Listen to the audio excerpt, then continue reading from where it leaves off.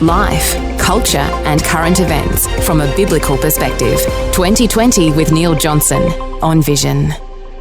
And for our next guest, the coming Victorian State Election is about one thing: protecting families from the threat of radical political correctness. The resurrected Family First Party is standing candidates across the state of Victoria. Their aim is to hold the balance of power in the Victorian Legislative Council. They say they'll fight against the radical anti-family attitudes and policies of modern politics.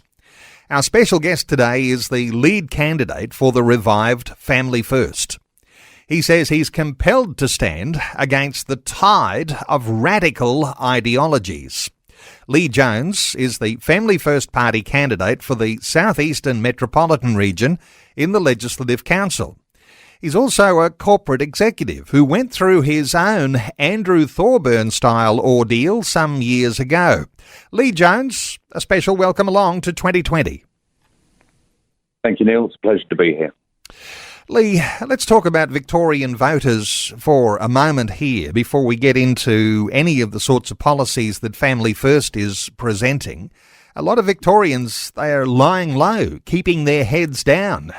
What's giving you the courage to stand in a time when so many are remaining quiet? Thanks, Neil. That's a great question. I've got my own experience, really, of what it's like to be in the firing line of radical political correctness. So as you mentioned in your intro, which was very kind, I did experience 6 years ago of being terminated from a job that I loved doing and was doing well because of my Christian faith. So I guess you can say I understand the cost of not being aware of what's coming. And the changes that are going on in society, which mean that people who are trying to cancel us, if you like, or bring in these radical policies, they think that they are, in essence, on the side of righteousness. And having experienced that and seen the sort of the cultural changes that are going on, it does two things. It makes you realise that the sort of prophetic scriptures that talk about good being seen as evil and evil being seen as good, these days are beginning to creep upon us here in Victoria. So if we don't stand against them now, it will get a lot worse for people of faith, people of many faiths, I fear. But also the harm that is a consequence that comes from those kind of policies will multiply across the most vulnerable in our society. So the thing that really compels me is that harm is being done here and now, and we have to do, I believe, Christians, everything we can to stand against it. So in a sense, sorry, I was going to say, I have been bitten. I understand the pain, but realise that if we fail to stand, it will only get worse. At some point, you'll have to make a decision. Will I incur the pain, or will I just resolve from my faith and let it go? Some will say in Victoria the horse has already bolted, and so I'm glad to be just taking this little focus on what's driving you, not just because you're tapped on the shoulder and said, let's have you as a candidate, but when you say you were terminated from your job, and I think 6 or 7 years ago, because of your faith, can you give us a little extra detail about how that all happened? Unfortunately, I can't say a great deal on that, Neil, because I am bound by a deed of arrangement that arose from that circumstance. But broadly speaking, my faith was offensive to others, and on that basis, I was terminated. Right. So I'm unable to go into detail for legal reasons, but that was very challenging. And I've got to say, just deeply disappointing, given how well that was going and how much I love doing the job and the team. And when you're climbing a corporate ladder or you're a part of middle management or executive level leadership in organisations and small business and big business, when you hold a Christian faith, these days you're more likely to come into some level of conflict with where the values of organisations are, because so many have inclusion and diversity policies right now that any Christian in any organisation or any government department or any sort of representative or leadership level all of a sudden feels a little more vulnerable. You're obviously very attuned to the way people are feeling right now. Yes, it's interesting that when you go through public experience like I did, at first there is a tendency to feel a bit lonely and isolated around that. But once you start, once you become known, it's amazing how many stories come out of people who are being sort of passively, aggressively bullied, people who are feeling that they are constrained to go through material in the workplace that they don't agree with, the obligation and expectation to take part in corporately arranged events which celebrate values that don't align with your faith. These do put you under significant pressure. And for those who are not hiding their faith in the workplace, we're seeing increasing hostility.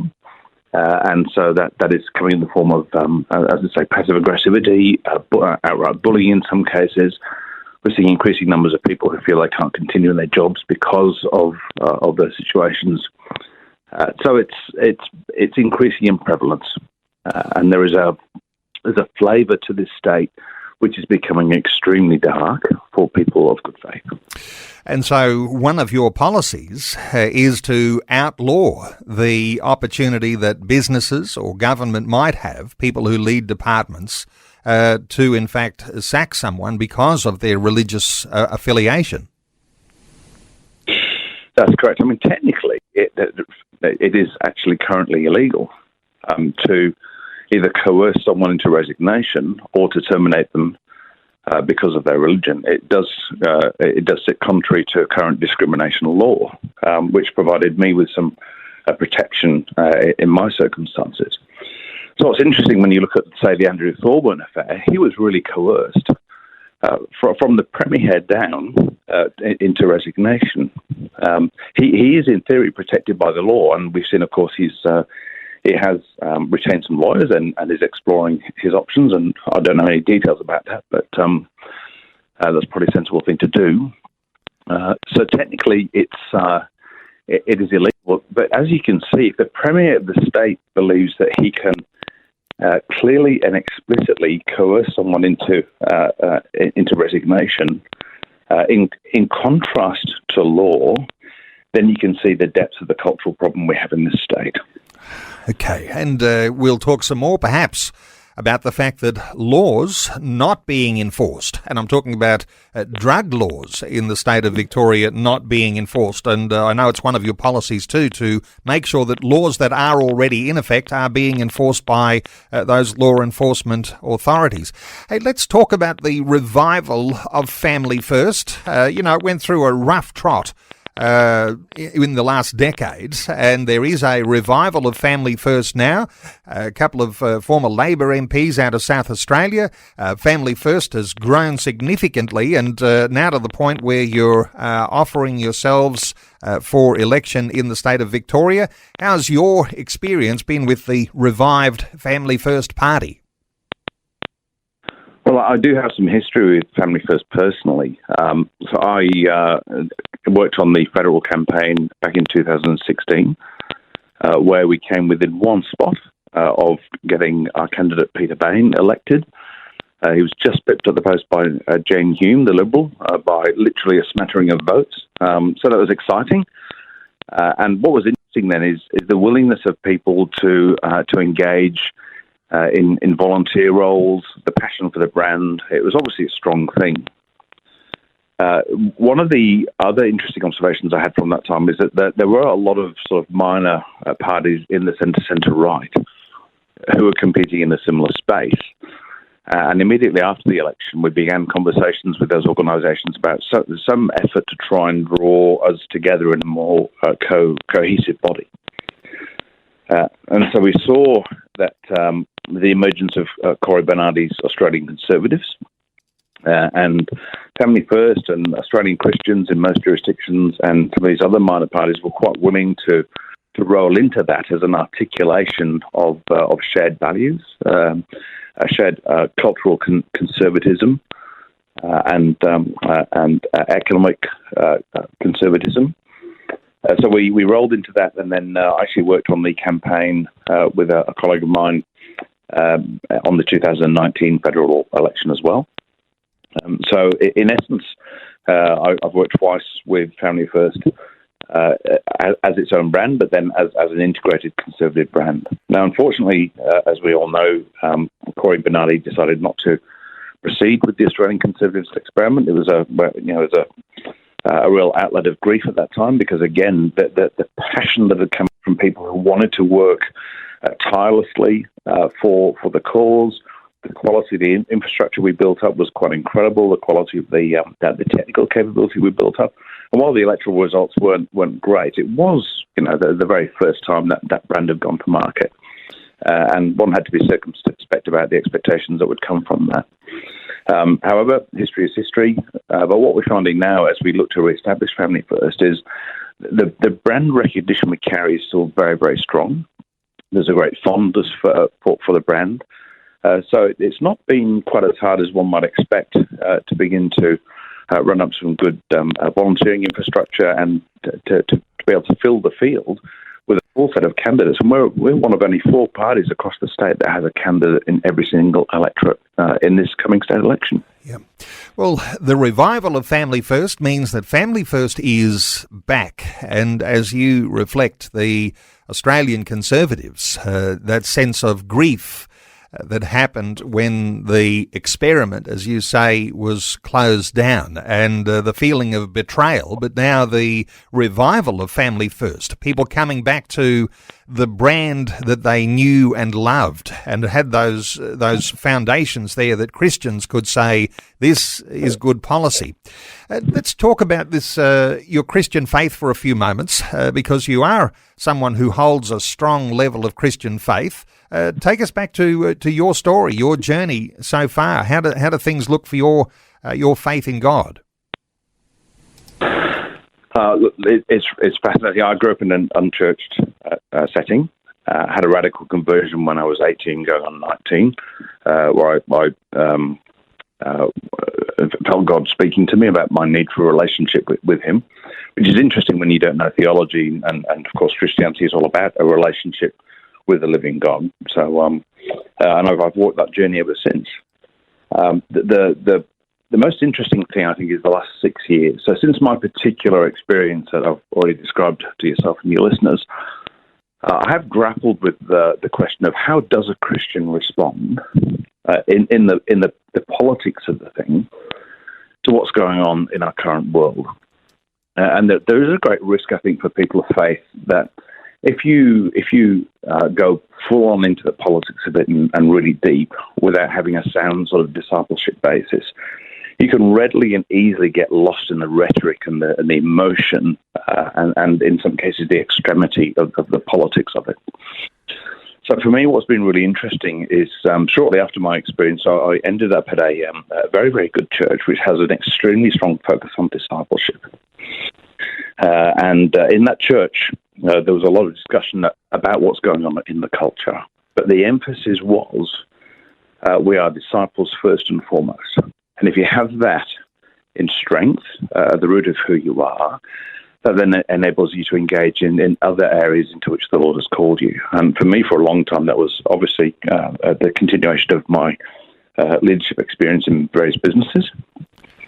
But as I've sort of marinated in that for the last 6 years, and as I have been involved in various political campaigns over that period as well, I realised sort of when I had that aha moment about the fact I was going to be standing for Family First, that God has been very much training me to have a disciplined discipleship first mindset, and that comes first, and that is the foundation upon which a political response is launched.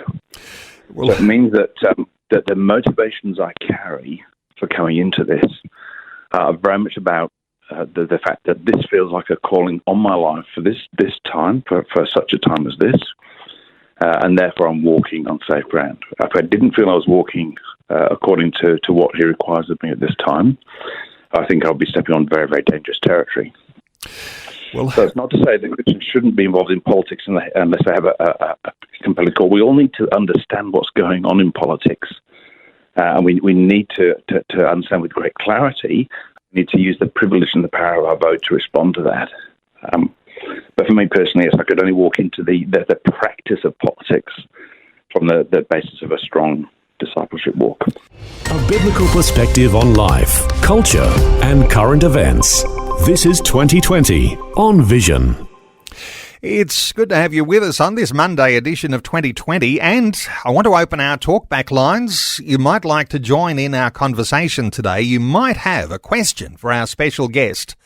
You might have your own critique even for what is happening so far as politics in Victoria and around the Family First Party. Lee Jones is our guest. He's the Family First Party candidate for the Southeastern Metropolitan Region in the Legislative Council.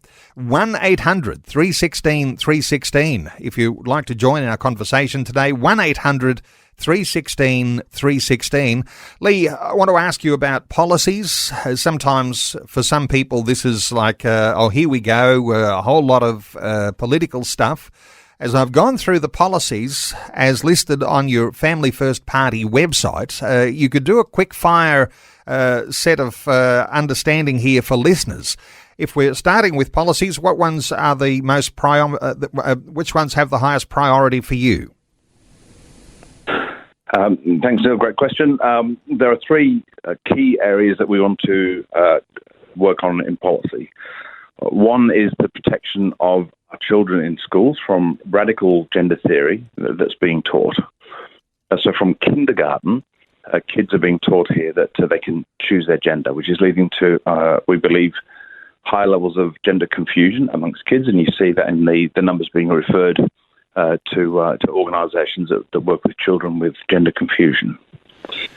We also want to end the ability of schools to effectively transition your children into a different gender without parental consent or even, in some cases, knowledge.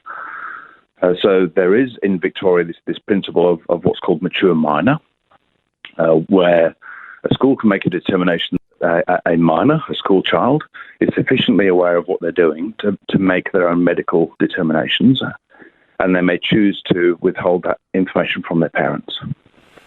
And through a program called Doctors in Schools, kids can then be referred to doctors for all sorts of treatments, including gender treatments. Now, we feel that the dividing of kids from their parents by the state is iniquitous. I think it's just wrong. It's very, very dangerous. So on the one hand, you've got kids being told that, hey, you can pick your gender, creating confusion, and then we're at risk of kids then going on these gender transition journeys, only to realise much later on that it was a mistake when it's already too late. So very much about protecting kids from gender theory and from some of the practices of schools. So if we're getting a quick fire on these policies, hit us with those policies that you have around women. I just want to hit on the other two really, really important ones that are sort of top of the line for us, if I may, Neil. Because the other thing, of course, is dealing with life issues. Abortion to birth is a key concern for us. And we're not even safe, unfortunately, with the Liberals on this one because they introduced abortion to birth in South Australia. So we want to roll back abortion provisions to reduce the prevalence of late-term abortions, to increase the choices and support for women who choose to continue with a pregnancy. And freedom of speech and religion are really, really top of the line for us here as well. As your previous speaker, Dan Flynn, mentioned, there are threats to Christian schools. The progressive politicians here in Victoria want to be able to remove from schools and other religious organisations the ability to appoint staff that agree with their ethos. So we need to be able to protect those schools. Otherwise, a whole range of organisations are going to be required to hire people that don't necessarily agree with why they exist. And of course, that will undermine the very fabric of why they're there and freedom of speech. Lee, we'll get through some of these. I mean, you've got policies around women, drugs, families, economic freedom for families, education, poverty and justice, faith issues there, and of course, as you mentioned, critical, those pro-life issues that you'll be campaigning on. These are the bread and butter. These are the essentials for Family First. We'll come back to some of those, but let's take some calls as we can. Bill is on the line from Victoria. Bill, welcome along. Oh, hello there. Really enjoying your program. Thank you very much, Lee. Thank you very much for your insight. Just a couple of things that just wanting your comments on. In Mark 3:33 to 35, we're seeing that Jesus is extending the concept of family. He says things like when his mother and brothers and that are there wanting to talk to him, he says, "Well, who is my brother? Who's my father? Who's my mother?" And he says, "Those who follow." Well, I'm not saying exactly. I can't say exactly what it is, but it's just those who are doing God's will, who are following God's ways, are my brothers and sisters, and are my mother and father. That sort of. So he seems to be broadening the concept of family in terms of the situation that we're living in the 21st century. We're finding that families are disintegrating. We're finding that there's dysfunctional families, all sorts of things. Within Jesus' concept, he was amongst the people who were alienated, the orphans, the widows, the handicapped, the disabled, the emotionally people with emotional problems. These were the people that were gathering around him that he saw as community, that he's drawing broken people together into a sort of a type of a family. I'm just wondering, look. And just another issue, apparently from what I understand, 4% of children who are born with gender confusion issues. What's happening now is there's a lot of steroids. There's a gentleman in America who was eating a lot of Kentucky Fried Chicken and stuff, and the steroids that were going into his body were causing him to grow breasts. I'm just wondering, there's a lot of... Bill, there's a lot of interesting ways that you're presenting things here. And even as you're talking about Jesus broadening the concept of family, you could also argue from that same scripture, he is actually intensifying the concept of family, mother, brother, father. And I think you're throwing a little bit of a red herring in there, talking about KFC making men grow breasts. But let's get a thought here from Lee. Lee, you've got all sorts of people with all sorts of ideas. You've got to speak clearly into these circumstances quite clearly. Yeah, well, thanks, Bill, for the contribution. And yes, what I liked about Bill's comment was drawing attention to people who are much more marginalised, the widow, the orphan, the childless, the disabled, and so on. In our society, we seem to have this desire to separate people into these characteristics and find ways of dealing with them. I think one of the things that really motivates me, I spent some time working in aged care, for example, and in this country, we seem to want to gather up our aged care people, put them in homes, expect the government to pay for it all, and then sort of leave them there. I think we should place a much, much higher premium on the wonder and value that our older Australians can bring back into the community. And part of our thinking, which is not yet expressed under the policy section of our website, is that we want to reinforce community. We want to be able to bring old and young closer together again. I still have very fond memories from my teenage years of sitting with my grandmother, who would tell me stories of her childhood, and brushing her teeth with soot and salt and eating bread and lard, and the Germans bombing the railway yards in York. I mean, I found these things fascinating, but also insightful in terms of how society's progressed and changed. So bringing people into community and not putting people in disabilities into institutions where they're cared for, bring people into society and engage with them. And here's a really interesting little nugget that I picked up recently. About something like 30% of people who present to emergency departments at our hospitals are basically people who are isolated and lonely and really just need someone to talk to. Wouldn't it be great if we could do much more to bring people into community together So that when they have an issue or a crisis, that two things. One is that crisis is less likely to arise in the first place because they are part of society and they are engaged with friends and in constructive, uplifting, helpful places. But also when they have an issue, there's people they can turn to without necessarily having to turn to our emergency services. So, for example, the number of presentations from the Greek and Italian communities are far lower statistically than many other communities. Why? Because they're cultures that still really celebrate family, keep everyone in the loop, keep everyone close, and care for each other. That is a great articulation of the things that we aspire to. People in Victoria, and I know this is a general perception, but it seems to be that on these policies we're talking about today, a lot of people do not believe that these things are happening. How do you cut through when you're saying all of these radical ideologies are affecting the next generation, but people don't believe you? I think, Neil, what's happening there is you've hit on a very good reason for the need for a party like Family First. When I talk to my fellow Victorians about some of the policies that have been put in place in this state, quite often the first response is one of frank disbelief. It's like, oh, no, that can't happen. That wouldn't happen. No, that's not the case. Surely that's not the case. And when I tell them, actually, I'm very sorry, but it's the law of Victoria, they're somewhat stunned.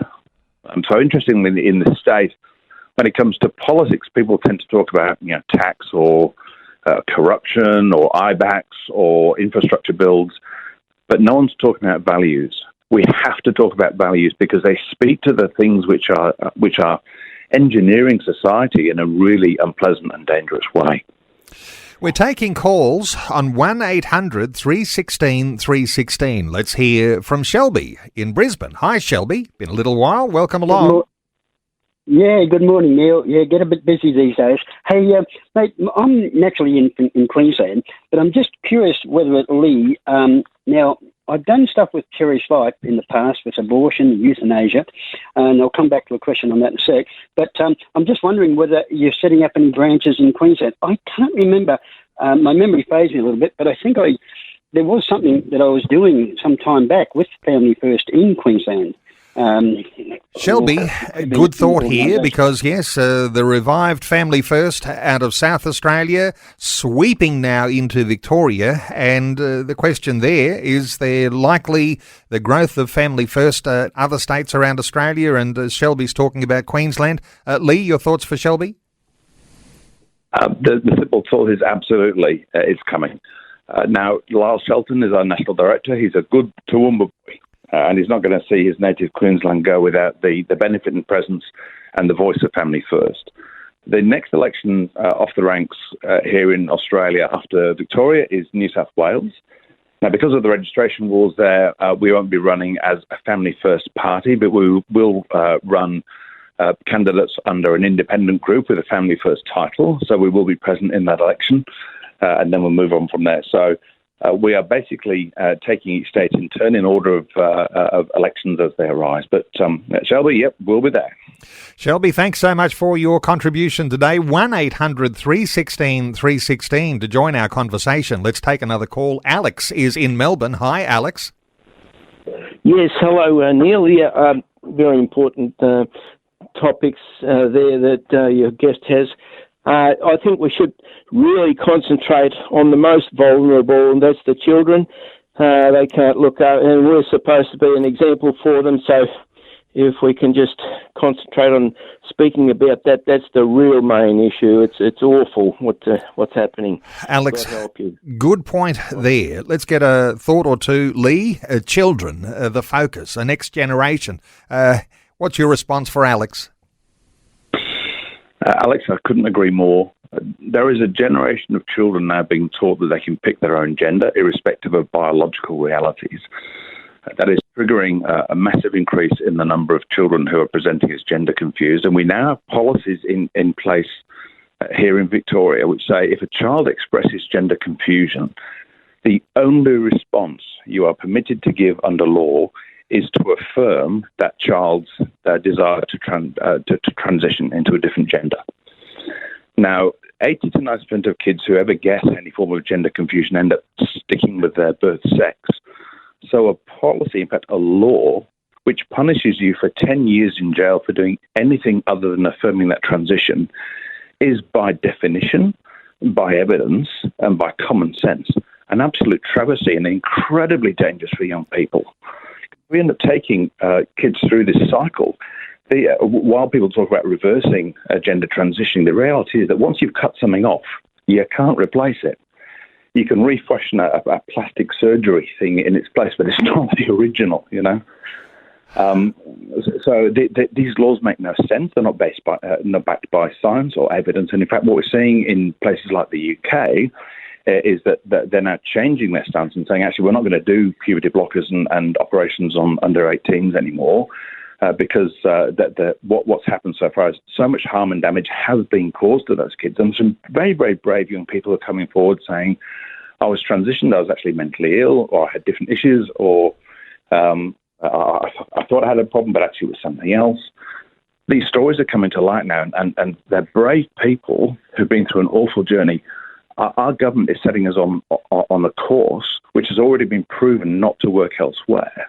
So even from a public policy perspective, you have to have a particular frame of mind that says we should continue to do this to children when other places have already stopped it because of the harm. So yes, we are absolutely, passionately and desperately fighting to protect children. Alex in Melbourne, thank you so much for your call. 1-800-316-316 to join in our conversation today. A question, a comment, even a critique. Just before we take another call, as you're indicating here, and as we began to talk about, people in Victoria don't believe these things are the law. They believe if you go to the doctor will be able to tell you the truth. But the doctor's now coerced into just one-sided understanding of how they treat someone who has a unwanted same-sex attraction, or the pursuit with children involved of pursuing a different gender, different sexuality. People don't believe that these things are happening, and the next generation is at stake here. When Alex says children here, children really are the important focus for you. That's correct, yes. And it's not just doctors who aren't permitted to tell the truth. No one is allowed to have a conversation or undertake any activity which is anything other than affirming. So that, and that includes parents. If you're a parent, a concerned teacher, if you're a minister of religion, a psychologist, a psychiatrist, a doctor, a family friend, if you do anything other than affirming a transition desire, you are committing an offence that's punishable by 10 years in prison. Now, get this. I've read this legislation. It's an act of Parliament. You can download it and read it yourself. One of the things that can land you 10 years in jail is praying for someone. And prayer is explicitly mentioned as a change and suppression activity. So if someone comes to you, even if they ask you for help. So let's say you're the minister of a church, and someone within your church comes to you, young or old, and says, Pastor, I've been struggling with this. I want to understand how this is going to work in my life. Can you pray with me? Even if they've asked for it, and even if they don't report you for it, but somebody else who's an activist sees you doing that, they can report you, and you can end up being in serious trouble.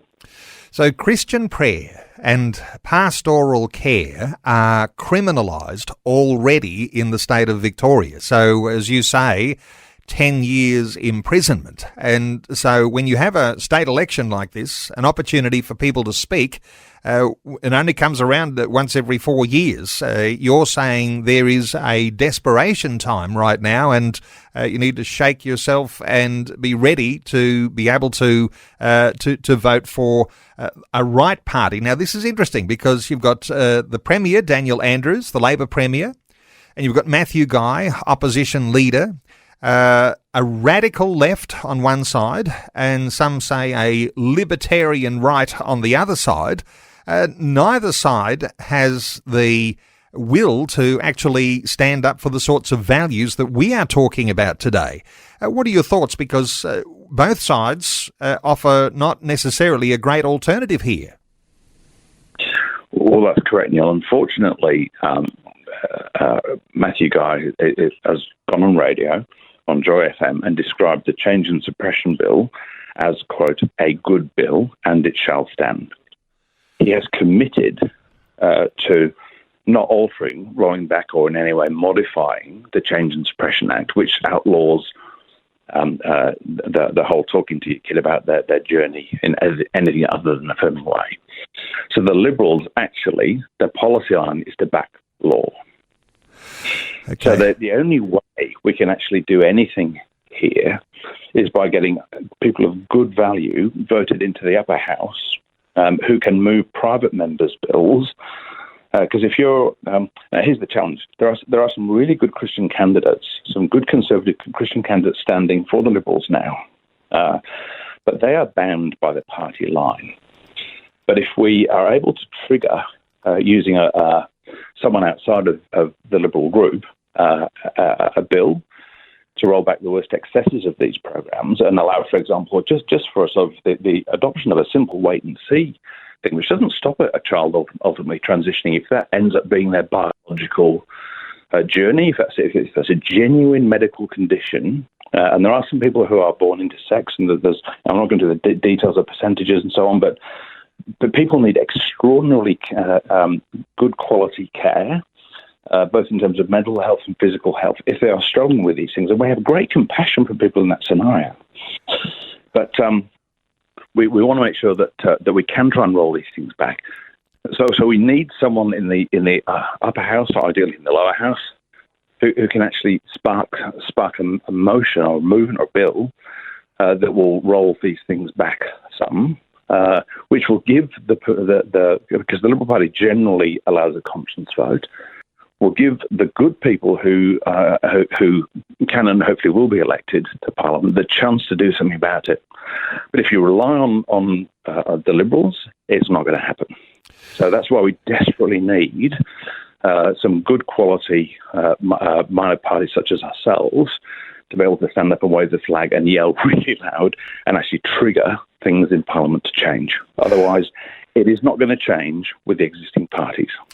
Earlier we were talking about the DLP and Bernie Finn, one of the candidates for the DLP, and there might be a hope there that people with those foundation Christian and pro-life values will be there on in the upper house, holding the balance of power. And of course, those candidates who are standing for the upper house in Family First. We're talking to one of those right now. Lee Jones is our guest. Let's take another call, Lee. Warren is in Gippsland in Victoria. Hi, Warren. Welcome. No, I come from Gippsland in Victoria. I'm living in Broken Hill, New South Wales. All right. Okay, Warren. Yep. I've only been up here for about, I suppose, 8 months. But Matthew Guy's all right. He comes from Newborough in Gippsland.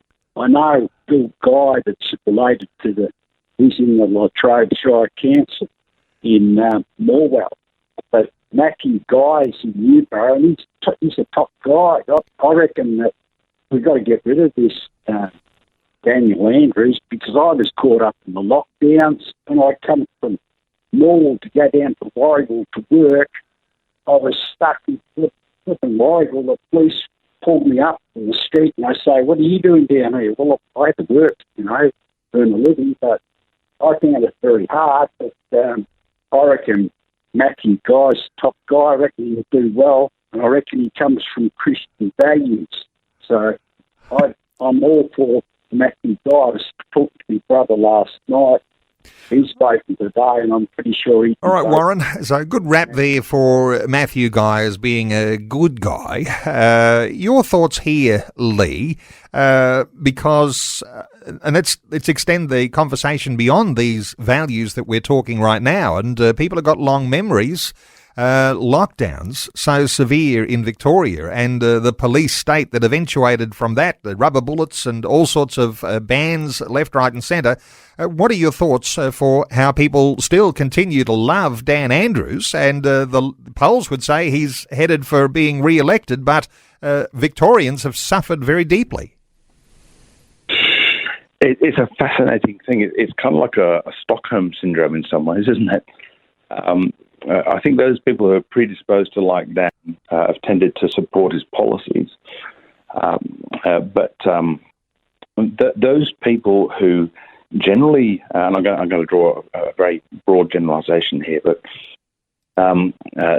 those people who craft and create and build and manufacture, grow and drive the things that are positive for our state, those people who generate the wealth that others can enjoy the largesse of, those people have seen for realsies the impact of lockdown on businesses, on their ability to continue to do what they do, and I guess that the pain and destruction that's caused, the fact that we've lost 60,000 people to interstate, speaks volumes there.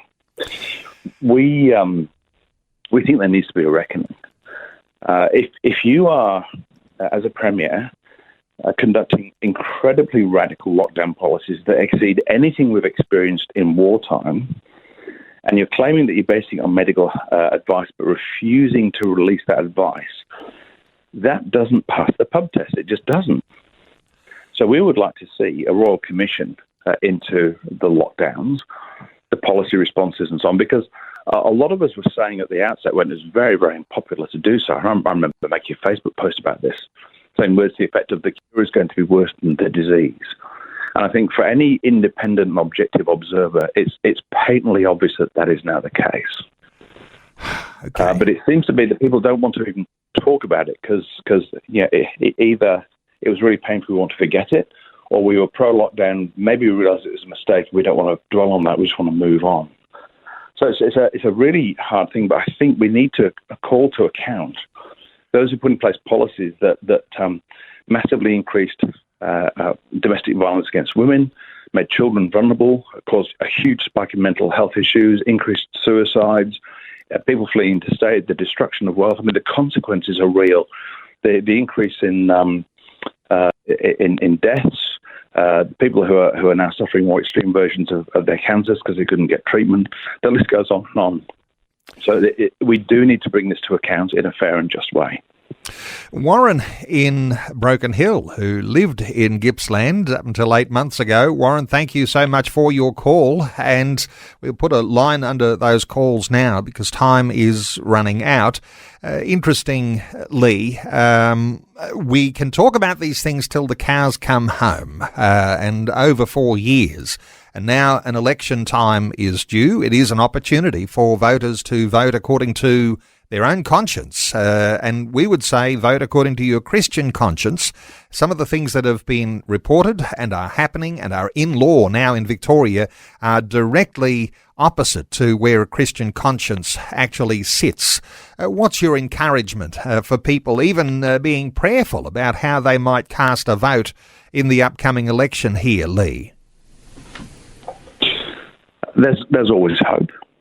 And there's always the need to talk about what's going on, to share it.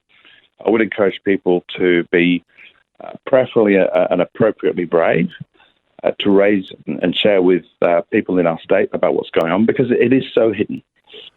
You've never seen a Dan Andrews advert that claims, hey, look, we passed the Change and Suppression Act and we can now do this to your kids. I mean, clearly they don't, because it's anti-family, and most people, if they knew about it, would reject it.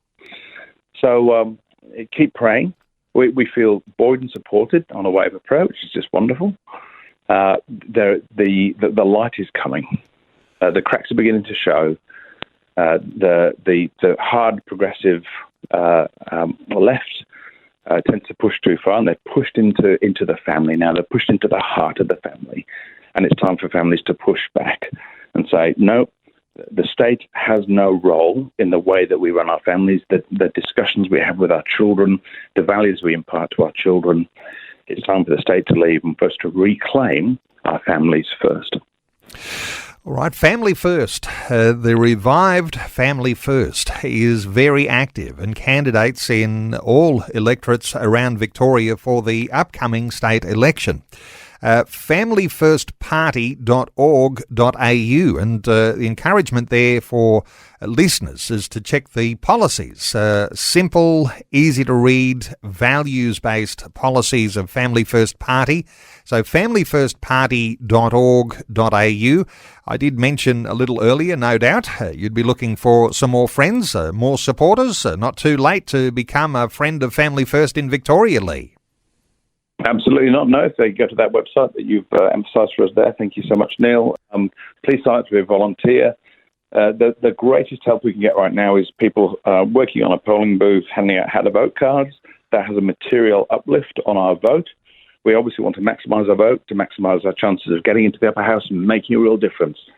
So if you ever felt motivated to make a political difference in Jesus' name, it's a great time to join us, to sign up and to help us out. Even if it's just a couple of hours on a booth on one day, every little bit helps, and we're very, very grateful for any support that any of your listeners can extend to us.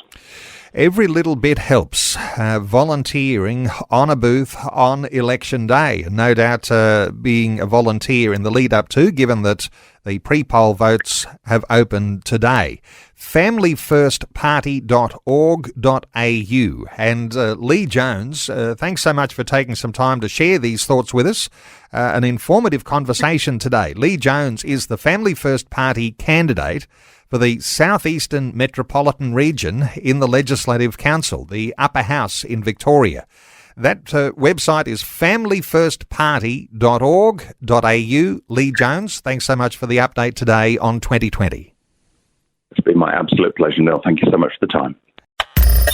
Thanks for taking time to listen to this audio on demand from Vision Christian Media. To find out more about us, go to vision.org.au.